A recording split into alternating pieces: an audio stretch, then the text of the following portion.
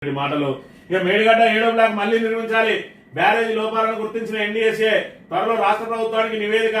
కాళేశ్వరం ఎత్తిపోతల పథకంలో భాగంగా ఉన్న మేడిగడ్డ బ్యారేజీలో ప్రణాళిక మొదలుకొని నిర్మాణం వరకు పలు లోపాలను నేషనల్ డ్యామ్ సేఫ్టీ అథారిటీ గుర్తించినా తెలిసింది. 7వ బ్లాక్ ను పూర్తిగా తొలగించి మళ్లీ నిర్మాణాలను నిర్మించాలని సిఫార్సు చేసినట్టు విశ్వసనీయ వర్గాల సమాచారం. ఈ బ్లాక్ మళ్లీ నిర్మించేందుకు అవసరమైన డిజైన్ రూపొందించే బాధ్యతను జలసంఘానికి అప్పగించాలని సూచించినట్టు తెలుస్తోంది. కేంద్ర జలసంఘ మాజీ చైర్మన్ చంద్రశేఖర్ అయ్యర్ నేతృత్వంలో ఏర్పాటైన నిపుణుల కమిటీ 2 వారాల క్రితం నివేదికను అందజేయగా దీనిపై 3 రోజుల క్రితం కేంద్ర జలశక్తి మంత్రిత్వ శాఖ చర్చించినట్టు సమాచారం. ఎన్డీఎస్ఏ జలసంఘం జలశక్తి అధికారులు చంద్రశేఖర్ అయ్యర్ నివేదికలను ముఖ్యాంశాలు గుర్తించి ప్రజెంటేషన్ ద్వారా వివరించినట్టు తెలిసింది. ఇక కొండ నవ్వి ఎలుకను పట్టింది ఎన్డీఎస్ఏ. మరి ఇక్కడ గమనించినట్టయితే 7వ బ్లాక్ ను పూర్తిగా తొలగించాలంట. ఇది మొదటి రోజే హరీష్ రావు, కేసీఆర్, అదే విధంగా బీఆర్ఎస్ బృందం మరి మొదటి రోజే చెప్పిండ్రు. ఎందుకంటే ఇది బ్లాకుల వారీగా నిర్మించిండ్రు. ఏది కాళేశ్వరం, అందులో ఒక బ్లాక్ ను దెబ్బతింటే ఆ బ్లాక్ ను మొత్తం పూర్తిగా తీసేయచ్చు, మళ్ళీ నిర్మాణం చేయొచ్చు, మిగతా బ్లాకులకు ఎలాంటి ఇబ్బంది ఉండదు అని చెప్పిండ్రు. మరి నిన్నటి వరకు కాంగ్రెస్ ప్రభుత్వం, కాంగ్రెస్ పార్టీ ఏం చెప్పింది, మరి అక్కడ అది కుంగింది కాబట్టి కథ పూర్తిగా కాళేశ్వరం మేడిగడ్డ మొత్తం కూలింది అనే ప్రచారం చేసింది. ఈ రోజు చూసుకున్నట్టయితే ఆ ఒక్క 7వ బ్లాక్ ను తొలగించి దాని స్థానంలో కొత్త బ్లాక్ నిర్మించాలి. మరి ఇప్పటి వరకు బీఆర్ఎస్ మొత్తుకునేది కూడా అదే.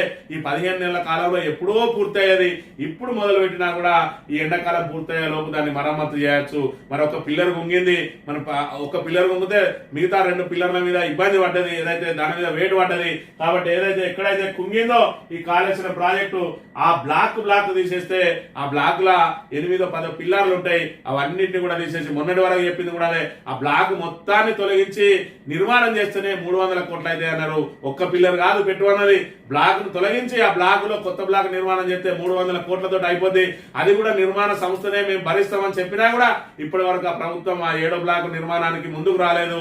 ఈ రోజు చూసుకున్నట్టయితే మరి కొండందవి ఎలుకను పట్టిన మరి ఎన్డీఎస్ఏ ఏం చెప్పింది అంటే 7వ బ్లాక్ ను మరి పునర్నిర్మాణం చేయండి అని చెప్పి మరి మొదటి నుంచి బీఆర్ఎస్ చెప్పేది కదే. మరి అక్కడ 7వ ఏదైతే ఉన్నదో మిగతా వాటికి చెక్కు చెదరలేదు, వాటికి ఏం కాలేదు. 7వ బ్లాక్ నిర్మాణం చేయందంటే మిగతా బ్లాకులకు ఏం కాలేదు అని చెప్పి క్లీన్ చిట్ ఇచ్చినట్టే కదా.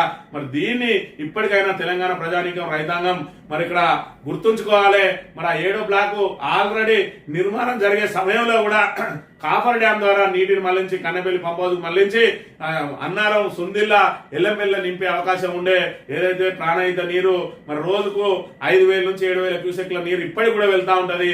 దాన్ని ఒడిసిపట్టిలో వేసే అవకాశం ఉన్నా కూడా చేయకుండా కేవలం బీఆర్ఎస్ మీద బురదల్లే కార్యక్రమానికి తెరలేపి ఈ రోజు మరి ఇక్కడ 15 నెలల పాటు మరి దాన్ని సాగదీసి చివరికి ఎన్డీఎస్ఏ చెప్పింది ఏంటంటే 7వ బ్లాక్ ను పునర్నిర్మించిందండి.